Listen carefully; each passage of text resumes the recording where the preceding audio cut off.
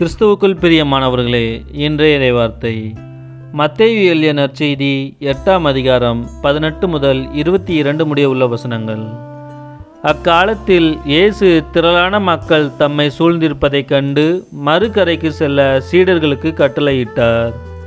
அப்பொழுது மறைநூல் அறிஞர் ஒருவர் வந்து, போதகரே, நீர் எங்கே சென்றாலும் நானும் உம்மை பின்பற்றுவேன் என்றார்.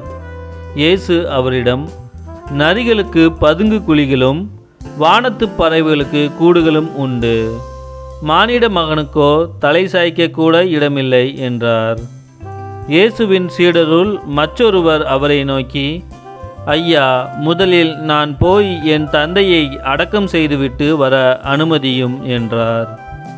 இயேசு அவரை பார்த்து, நீர் என்னை பின்பற்றி வாரும், இறந்தோரை பற்றி கவலைப்பட வேண்டாம், அவர்கள் அடக்கம் செய்யப்படுவார்கள் என்றார்.